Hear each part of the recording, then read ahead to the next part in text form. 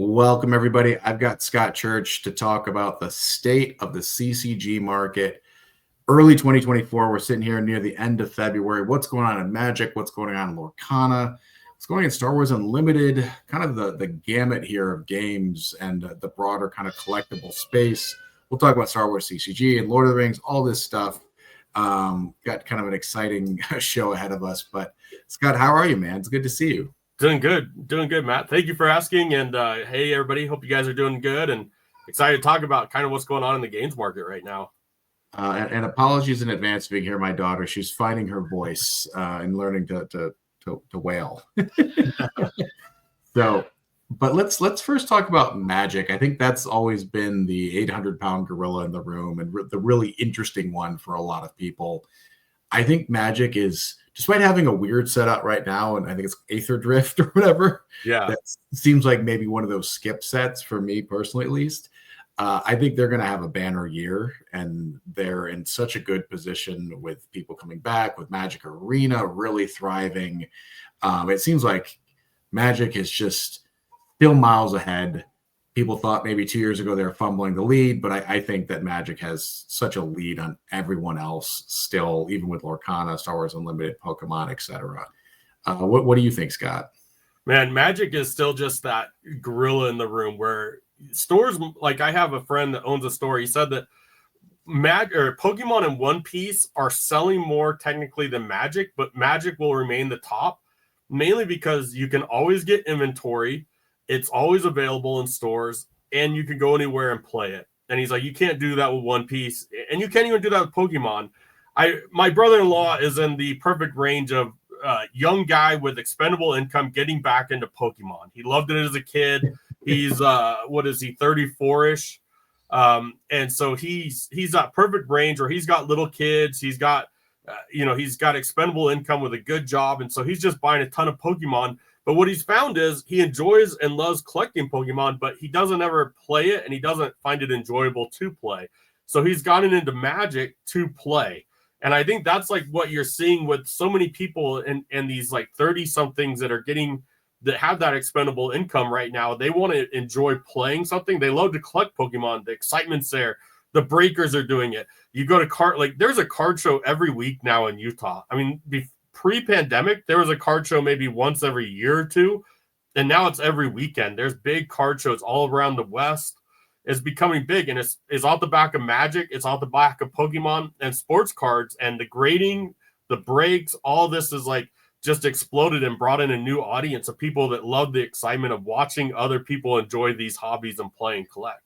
And you don't necessarily get that with the older CCGs as much because there's not as much product to open. It's not, you can't just order a case right now from a distributor of, Star Wars, A New Hope, right? If you open a box, it's like, well, you don't even have an expected value to make back off of it. It's kind of worthless. So it's an interesting time with these new games where there's so much excitement to it. It's bringing in new people that otherwise wouldn't collect. It's bringing in their kids, and like people around them that aren't normally collectors are enjoying this. It's really fun to watch. Yeah, I think the interesting thing about Pokemon is that their dominance in sort of the true collecting space.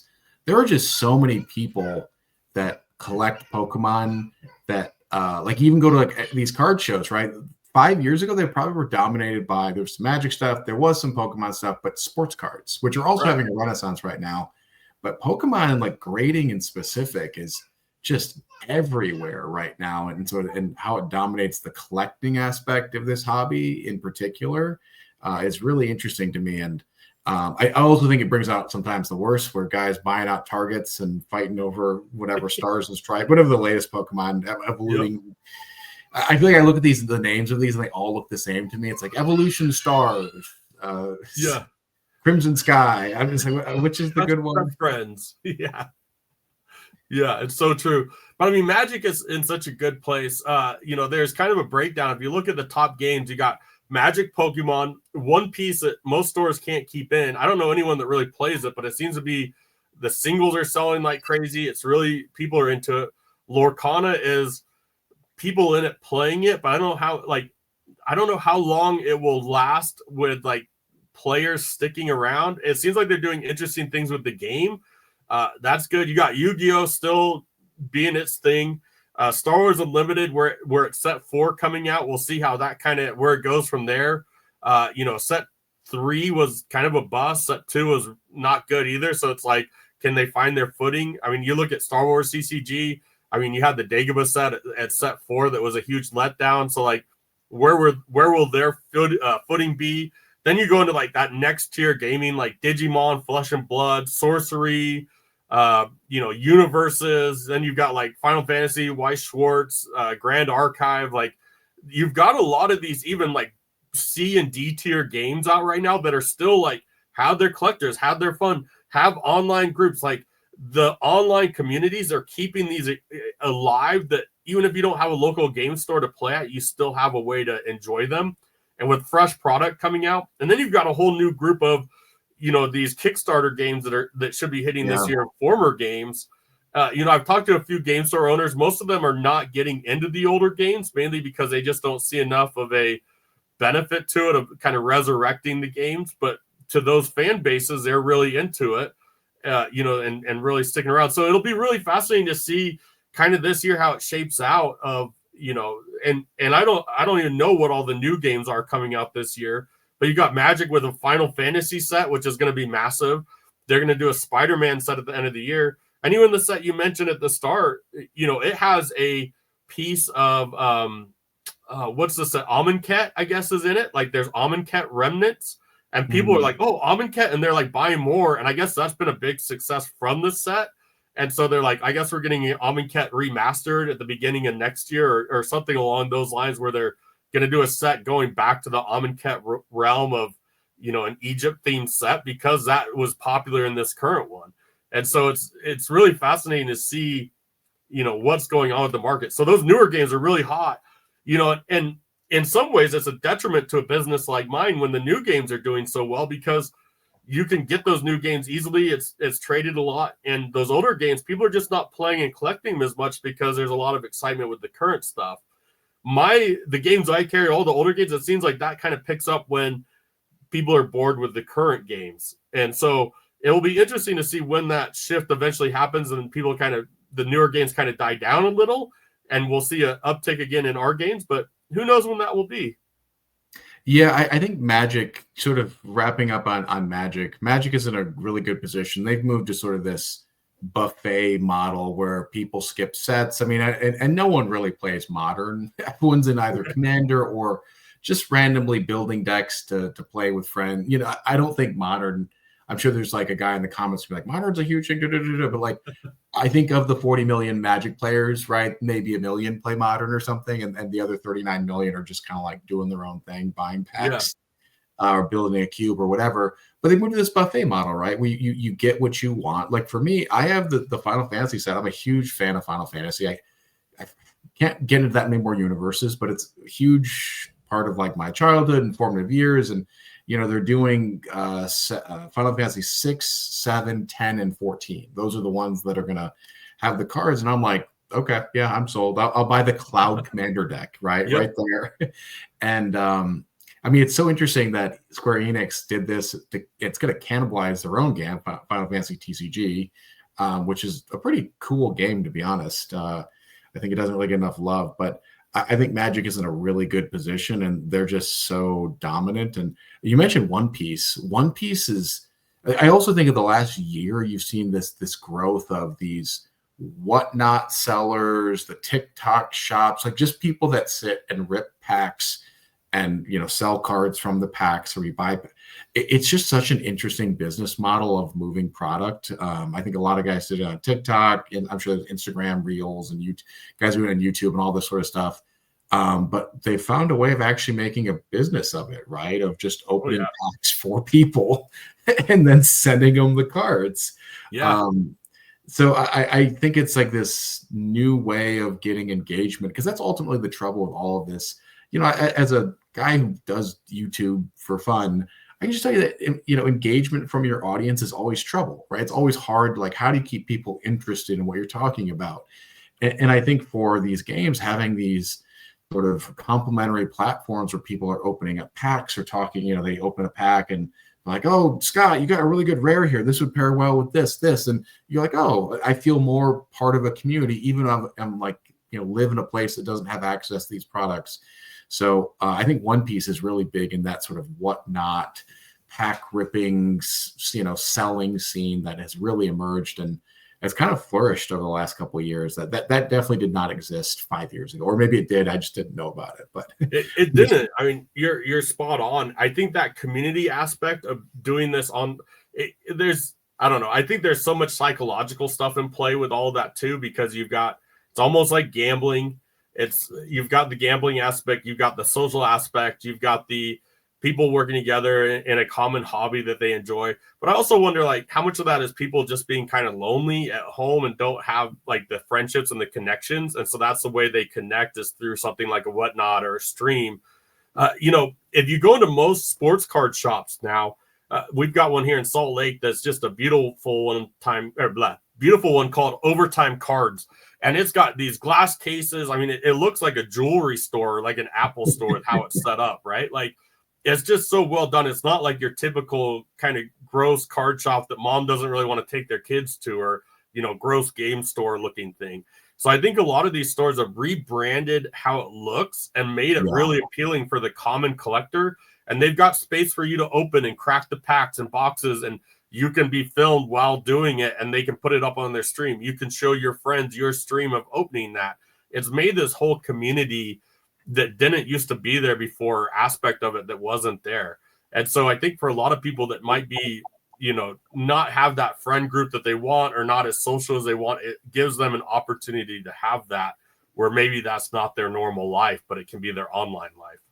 Yeah, I agree. I mean, I think there's still, I'm an adult man, obviously, and I still feel a little nervous walking into a card shop to to play on an open play night, or, something, Friday Night Magic. I'm just like, I want to go with a friend, or I want to go, it still makes me a little nervous to just kind of like be in that environment on your own and just try to make friends. And that can be really daunting. And I think this kind of gives life to other ways to do it. I also just say the barriers to entry for all of this stuff.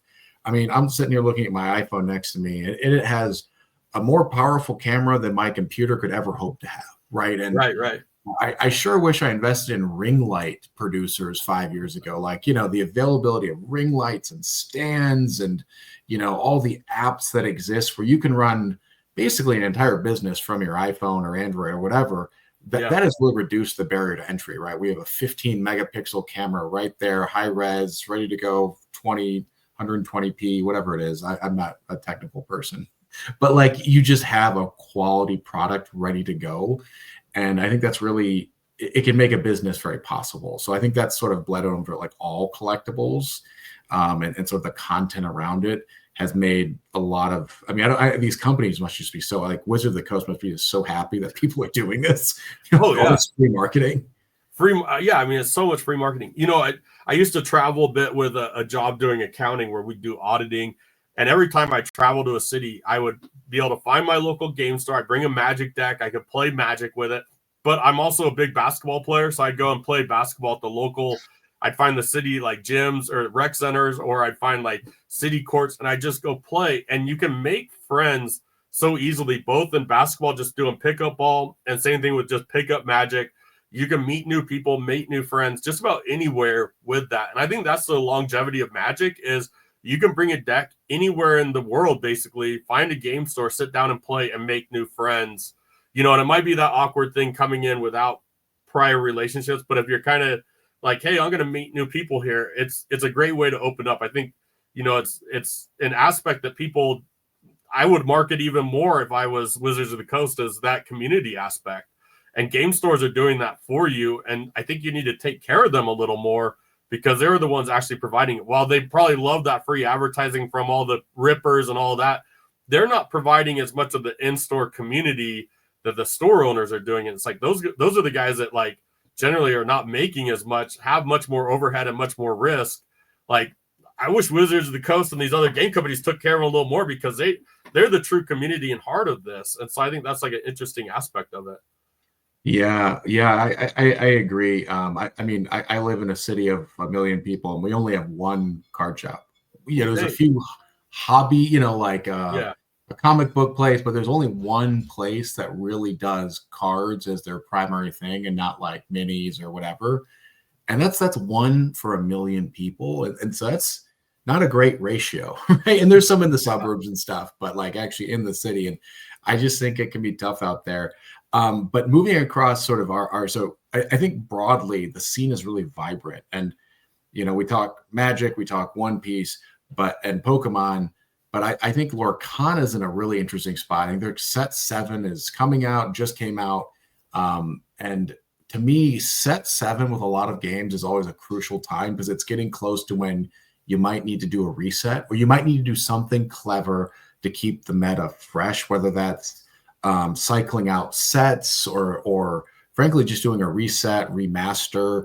It starts to get like the card pool has gone from, you know, 1,200 and now you're like there's 2,000 cards. You have 300 times 7 sets and you're like, holy crap, 2,100 cards, and things just start to break a little bit as well. I think playtesting is better than it was back in the day, but for a lot of these old school games, like right around set 7, 8, it's like you got to do something to keep it fresh. And Magic did this by just being like, hey, only the stuff for the last 2 years is modern. And we're also pretty aggressive about ban lists and managing cards. And so I think Lorcana's got a crucial 6 months ahead of it, where like what happens with set 7 and set 8. They're also being quite aggressive. And like by the end of the year, I think they'll have set 10 out. And you look at their schedule, but like that's just a lot. You're talking about a card pool of 3,000 cards. Like you're just going to start to have things break. People find how to break them. That's really fun to do, right? It's just like, how do I break? Yeah. And how long will that player base stay? I know for a lot of stores, a store will make the least amount of money off of Lorcana versus any other game. Because Ravensburger gives you less of a profit margin on it versus like what the MSRP is. So if you have kind of dead sets, like what was set 3 and 4, like Ursula's Revenge and Into the Inklands, where they're kind of dead sets, and you're stuck with it, and your profit margin's already low, so you can't even discount as much as you can other Magic product. That makes it really hard to like stick with it. So I know a lot of stores actually that have basically given up on Lorcana. It's like, why should I make less off of this game when I can put it just into Magic and Pokemon that's just pumping out money? So I agree with you. Like Lorcana is like an interesting space of where does that go? How much, how many stores continue to support it and what's that support look like? It'll be really fascinating. Bandai is the one that does One Piece, and they've got another game coming out this year, the Gundam game. And I know they've already got beta being released and out where people are testing it right now. And I think it's very popular. How Bandai is always like rough with getting new product out on their initial sets. So I'll be curious to see how that game goes. But yeah, like what does Lorcana do as more games enter the marketplace that like a Gundam, where their margins are less for retailers? What's the incentive to keep doing it? Does it continue to drive new people? I think we've talked before, you've got 3 years basically to get games sold and in a good space. Has Lorcana done that enough to actually survive past that year 3? And like you said, what's rotation look like? What does banning look like? What does all this look like? It'll be really fascinating to see. Yeah, which brings us to the next game on people's minds is Star Wars Unlimited. So set 4 is coming out in early March. They started to release sort of a more premium pack, the Carbonite pack, which I always thought was a funny name because I think Carbonite is not like a rare substance, right? It's it's like when they like stored stuff for long-term storage and cargo. So it's not like a premium substance, right? It could be a Kyber pack, but I was like, okay, whatever. They call it Carbonite. And like they're trying to introduce more tier levels and more rarities to try to attract more people for the chase cards, which I actually don't know is the right approach with Star Wars Unlimited, because I already think you had 4 types in the base, the foil, the hyperspace, and the hyperspace foil. Now you're going to have new variations. I think there's a premium. I kind of power skimmed numbered cards. Yeah, you're just going to have like possibly 6 versions of the same card if my math is right. And I just don't know if that's actually what collectors want. I don't know. It's going to be interesting to kind of see where that goes. I'm sure those are going to sell out because premium products always sell out, right? They're cash, cash machines for companies. But I'm curious to see where set 4 is going to go. I did not pre-release any because I was kind of burned by set 2, and then set 3 had a really precipitous drop because it turned out everybody got their full orders in, and I think a lot of stores got stuck with product and actually taking a loss on the product unless you got rid of it in the first week. And so I think that burned a lot of people. And so set 4, I imagine, is going to be pretty plentiful, except the sort of carbonite packs. Those might be harder to find. So I think it's still really fun. It's probably the most fun game to play. And I'm excited to kind of see where set 4 goes, but I'm cautiously I'm less optimistic about that game than I was a year ago. I'll just say, like, a year ago when it first came out, I was like, this is fresh. This is great. This is so fun. And now I'm sitting here like, yeah, but set 2 and 3 were kind of meh to me. And it feels like maybe set 4 is interesting and they build a good community around it, but they're adding in too many wrinkles to the formula here. And I think they could kind of jump the shark. Yeah. No, I 100% agree with you. It'll be really. I'm more of an observer right now of Star Wars Unlimited. I got really burnt on set 2 with pre-orders and not being able to get my pre-orders while I had pre-sold a lot of stuff. I told my customers right out the bat, hey, we're not going to get the allotment we thought we would. Does anybody want a refund? If not, we'll get it to you as soon as we can. And so it really burnt us. And so I was like, I'm kind of done with this, And so, like, I'm really curious to see how this set 4 does. There's an interesting aspect of, will it bring in collectors for those high-end numbered cards and, the carbonite editions, or is it like the players kind of burnt out on it? I don't know. We'll see. As long as you have a good game, I think that will help. But we know that collectors make up so much more of the market. And will this really help with the collectors as much as they hope it does? Yeah, I know everyone wants to cheer on the players, but it's truly like the iceberg thing. You see 10% of it, and, those are the players. And then 90% are collectors that quietly have a binder that they enjoy organizing on the weekend or on the evenings or whatever. And I heavily sympathize with players, but, like, fundamentally, I just have more time to be a collector than I do to actually show up to a game store for a pre-release. Right. That's the fact of the matter. And so I think it's got to find that balance. But I am still optimistic, still kind of bullish on Star Wars Unlimited, just maybe not like as much as I was a year ago when I opened the first setup and I was like, this is incredible, right? This is a really fun game and just really crisp.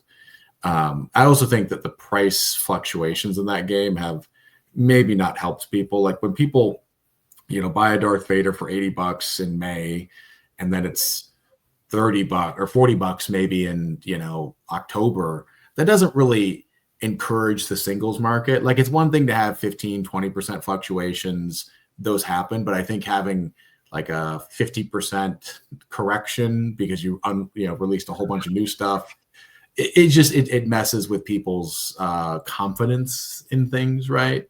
You don't really want to spend $80 on a Vader again after you lost, now it's worth half that. You're like, okay, maybe I'll just wait a little bit.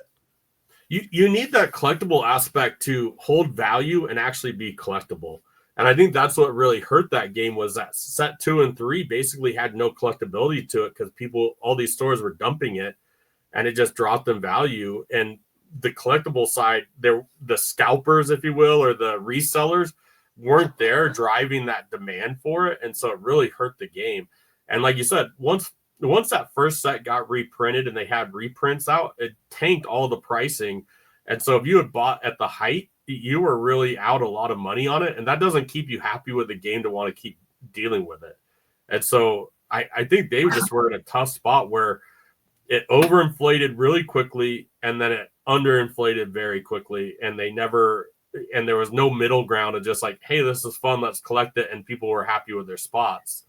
And so it left a lot of bad taste. I think an easy fix for that second printing would have just been to put a 2 on it, or like, something that indicates this is a little less premium than the one you got in April, right? Yep. And I don't believe they did that. Maybe there's some way of checking it. I don't believe so. And I think that just would have been an easy fix, try to distinguish the two, so people that have, that bought that Vader now feel better about it.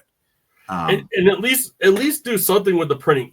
Final Fantasy on their first set, they released a second printing fairly quickly, and they changed artwork and some of the other, marking to let you know it was a second printing. And then they did a third printing that had even more changes, and they didn't have any markings on it to have a third printing. So if you're looking at those cards, you just have to know the differences between them without looking for any mark. And really, that's like a lot to put on your fan base, to be like, to know what printing version you have just by like, oh, this text is this way, or like this is zoomed in a little more. Like, for Final Fantasy to do that, in the, when did they release? 2018, 2019, whenever they first started coming out, like, it was like, we have enough CCG history to know that. And same thing with like what you're saying with Star Wars Unlimited, like we have enough CCG history to know you should probably distinguish things like that, and it keeps your player and collector base much happier when you know there's a first edition and Unlimited. I mean, it's not like you can't look through 30 years of history now of CCGs and kind of realize what best practices are. Yeah, I mean, that's the thing, is that we do have 30 years of data now, and we have literal hundreds of games that you are surrounded by right now that show us and tell the story of, here's what not to do, here's another thing not to do, and here's what else not to do, and this didn't work. So I think Fantasy Flights, I'd give them, like, if I had to give them a grade, I'd give them like a B. They're right. a year ago, I'm like, this is A+, and now their GPA is a 3.2, or something. And Lorcana, I'd give Lorcana like a C+ or something. Right. Magic is getting like an A-. Yeah. Maybe we'll do a whole show of just giving them grades. But I want to move to our kind of final bucket here, which is sort of this like bottom tier. I know the Flesh and Blood people are going to be like, we're not bottom tier, but like, you have a lot of these indie games that have pretty vibrant play scenes, a little bit of collecting scenes. And I don't know when the bottom will fall out on some of those, because it feels like that is a pretty busy marketplace right now with a lot of product and a lot of there's not a lot of barriers to entry. It's just like hard to even navigate it. Like, to switch, if I wanted to get into sorcery right now, I wouldn't even know how to start. Right. Flesh and Blood, a little easier, but it just feels like there's a lot of games that had a Kickstarter 2 years ago. If you didn't get all the crap from the Kickstarter, you're kind of out of luck, and there's no local play scene, but there's some people that play it online. And so it just feels like a tricky space to figure out who's going to survive out of that, like, bottom tier, if you will. Yeah, it's really fascinating too, because if you join many of those like Facebook groups or kind of groups for those games, you feel like it's the biggest game in the world because they hype it up and talk about it like so many people are into it. But then you probably pull back and you're like, there's maybe 400 to 500 people in the world that really yeah, and they're the one, and then they're like offended when no one else loves it as much as they do, right? Like I think of that with like Grand Archive. I follow a few people that talk about and really love that game, and it's like, how many people are really playing this? What is the scene really like for this? The same thing with, I think Flesh and Blood's a little different. It got, I think internationally it's probably a little bit bigger than it is both where we're located. And it, like, I have a kid here locally that he used to work for me. He's in college now, and he still plays it. And he opened a pack and got a $500 card out of it. And so he's like, loves the game. And he like sold that card and then just put it back into buying more stuff for the game. But I'm like, where do you play? He's like, oh, there's one store in Salt Lake that runs events. I was like, well, that's cool. Like, I'm glad you can enjoy it. But like, I think with a lot of these games, like I've said, if you can't travel anywhere and bring a deck and go to any game store and sit down and play, are you really going to be around forever? And that's why Magic has sustained its, life as it has, because you can do that. If I bring a Flesh and Blood deck somewhere, who am I going to play against? If I bring, even One Piece, who am I going to find at a local store that's going to have One Piece available to play?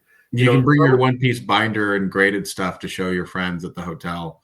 Right. It's like, yeah. And it's like, is that worth it for you to keep into it because you can show it off a little bit? I was talking to a buddy of mine, and I'm like, it's crazy to me watching some of this stuff with people loving to show off their collections when, like, you could put that money into a dividend stock and it pays so much more back over time than like into cards. He's like, yeah, but it's not fun showing your Robinhood account to your friends. Like, that's not gonna. It's like showing your fantasy football account off. It's like no one cares. But you have that sports thing, and someone's like, oh, or that card, and they're like, oh man, you got a one of this. That's so cool. Like there's just a difference in it. Yeah, I mean, not to throw water on that theory at all, but I will just say that I have tried to show off my card collection to many people that have come over, and they're just like, oh, okay, where, like, Yeah. they're like, that's cool. That's very fun that you have this hobby that you have an entire bookshelf devoted to, and then a closet, and then also another closet. Yeah. So yeah, I think there's a happy ground there, but I mean, I do enjoy collectibles for the sort of tactileness there. It's nice to own something, but it's also sometimes you can quickly get overwhelmed. You own too many of something, and that glut, which we've talked about before, can make you feel a little bloated, right? And I think that feeling of being bloated and kind of like, oh, I did too much, I bought too much, I bought 2 collector boosters and I got a couple valuable cards and I have a bunch of other stuff there I don't know what to do with. And then I was going to set it aside. And then that happens. You're like, I have like 3 of those white boxes of that stuff. And, it's hard and tedious to put it all into an Excel spreadsheet or, whatever, mana box and app. So my rule is to always try to do it on the front end when you get it, because it's going to be such a chore on some Saturday afternoon later to do all that stuff. Yeah. Well, let's wrap up here with sort of the dead CCGs. This is what we talk a lot about. We kind of hinted at this, but it's a very vibrant, living CCG ecosystem right now, and I think that impacts people interested in the retro games because time is finite, man. Right? You can't be interested in 10 games like really adamantly. And I run into this where I'm like, oh, I like Star Wars, I like Star Trek, I like Lord of the Rings, I like Magic. Wait, what's going on in Magic? Then I said, oh, can I get into Star Wars Unlimited? And it's just like too many things. And I've had to get a better label system for all my card boxes, because I open a box, I'm like, no, this is Star Wars Unlimited. Hold on, no, this is what is this one? This is Conan. Oh, I forgot I had this. It's just hard to keep track of, and I think it's best to not glut yourself too much. Oh yeah, for sure.